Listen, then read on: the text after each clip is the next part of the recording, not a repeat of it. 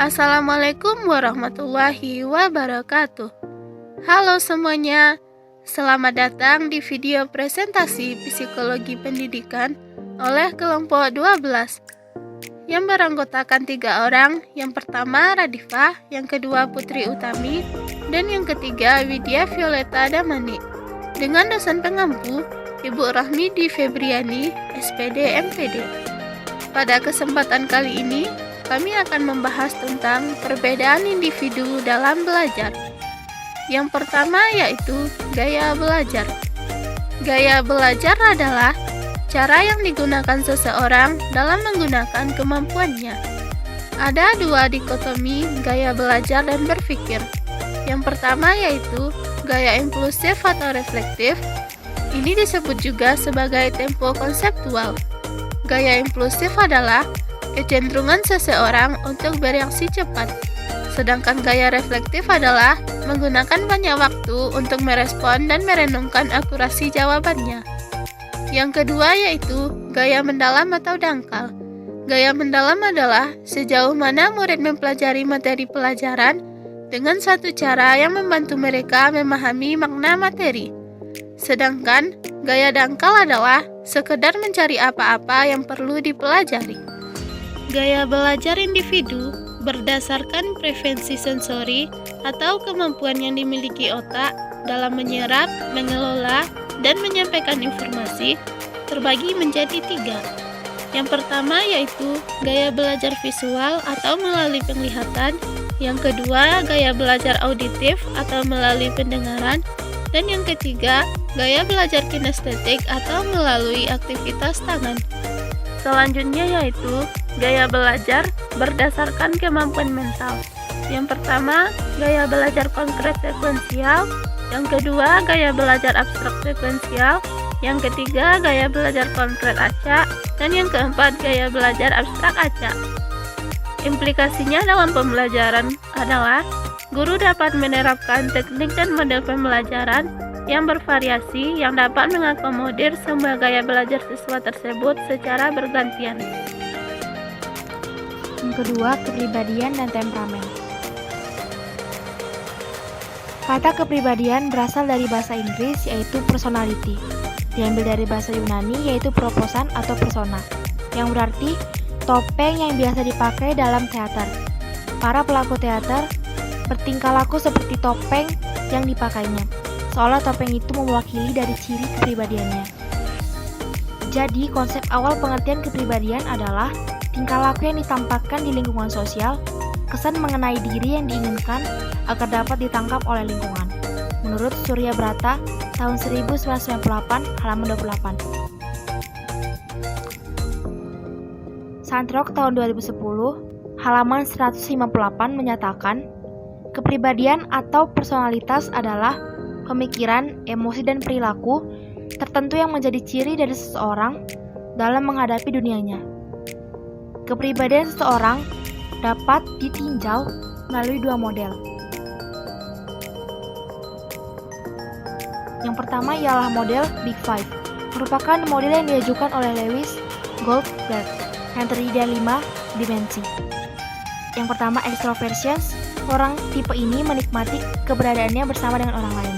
Yang kedua, agreeableness, individu yang penuh dengan perhatian. Yang ketiga, conscientiousness, individu ini selalu menghindari kesalahan dalam pencapaiannya. Yang keempat, neurotis atau stabilitas emosional. Individu yang neurotis tinggi memiliki reaksi emosi negatif, sedangkan yang rendah cenderung tidak mudah terganggu, kurang reaktif secara emosi, tenang serta bebas dari emosi negatif.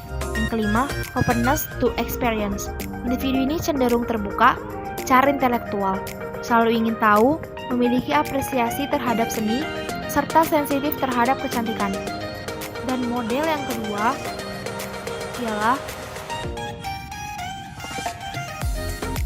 model Brick-Mears, dikemukakan oleh Isabel Brick-Mears dan Catherine C. Model ini meliputi 4 dimensi yaitu yang pertama extroversion versus introversion. Orang yang introvert menemukan tenaga dalam ide, konsep, dan abstraksi. Orang ekstrovert menemukan energi pada orang atau benda dan mereka memilih berinteraksi dengan orang lain dan berorientasi pada tindakan. Yang kedua, sensing versus intuition. Orang sensing berorientasi pada detail dan menginginkan fakta dan mempercayainya. Orang yang intuitif mencari pola dan hubungan di antara fakta yang diperolehnya. Yang ketiga, seeking versus feeling. Individu yang seeking menghargai kebebasan mereka membuat keputusan dengan mempertimbangkan kriteria objektif dan logika dari situasi, dan yang feeling menghargai harmoni. Mereka memusatkan pada nilai-nilai dan kebutuhan kemanusiaan pada saat membuat keputusan. Yang keempat, judging dan perseptif. Orang yang judging cenderung tegas, penuh rencana, mengatur diri. Orang yang perseptif, orang ini dapat menyesuaikan diri dan spontan. Yang ketiga, sosial ekonomi dan budaya. Budaya merupakan pikiran, akal budi, hasil karya manusia atau dapat juga didefinisikan sebagai adat istiadat. Adanya nilai dalam masyarakat memberitahu kepada anggotanya tentang apa yang baik atau penting dalam masyarakat. Nilai tersebut terjabarkan dalam suatu norma. Norma masing-masing masyarakat berbeda, maka perilaku yang muncul dari anggota masing-masing masyarakat berbeda satu dengan yang lainnya. Individu yang status sosial ekonominya rendah seringkali mempunyai tingkat pendidikan dan kekuatan rendah untuk mempengaruhi institusi masyarakat dan sumber ekonomi yang lebih sedikit.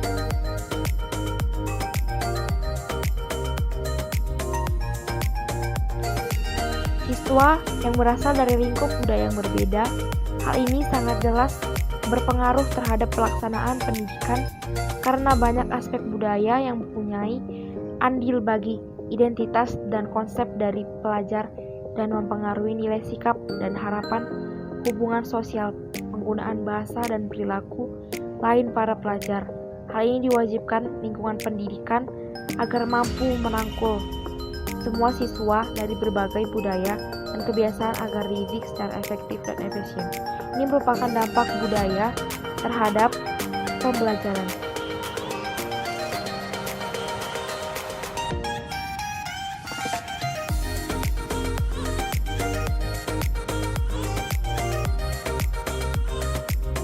Status sosioekonomi yang didasarkan pada penghasilan, pekerjaan, pendidikan, dan gengsi sosial sangat mempengaruhi sikap pelajar terhadap sekolah, pengetahuan, kesiapan belajar, dan pencapaian akademis.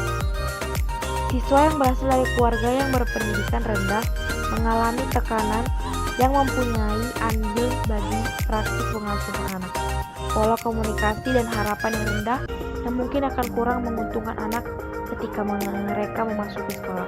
Ini merupakan pengaruh status sosial ekonomi terhadap siswa.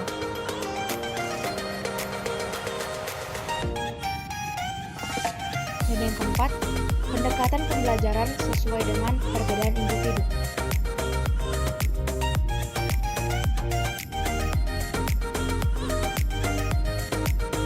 Pendekatan individual adalah suatu pendekatan yang melayani perbedaan-perbedaan perorangan siswa sedemikian rupa sehingga dengan penerapan pendekatan individual memungkinkan berkembangnya potensi masing-masing siswa secara optimal. Dasar pemikiran dari pendekatan individual ini ialah adanya perlakuan terhadap perbedaan individual dari masing-masing siswa.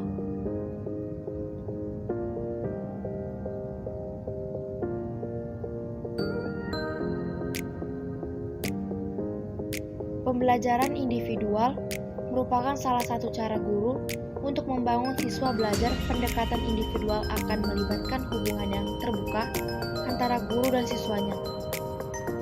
Tujuan dari adanya pendekatan ini adalah untuk menimbulkan perasaan bebas dalam belajar maupun pembelajaran sehingga terjadi hubungan yang harmonis antara guru dengan siswa dalam belajar.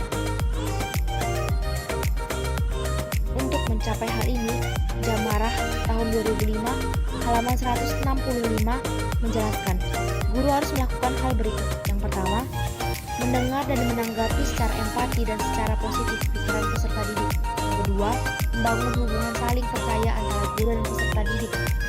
Yang ketiga, membangun peserta didik tanpa harus mengambil alih tugas. Yang keempat, menerima perbedaan yang ada pada diri peserta didik dengan penuh perhatian. Dan yang kelima, memberikan rasa nyaman dan pengertian kepada peserta didik.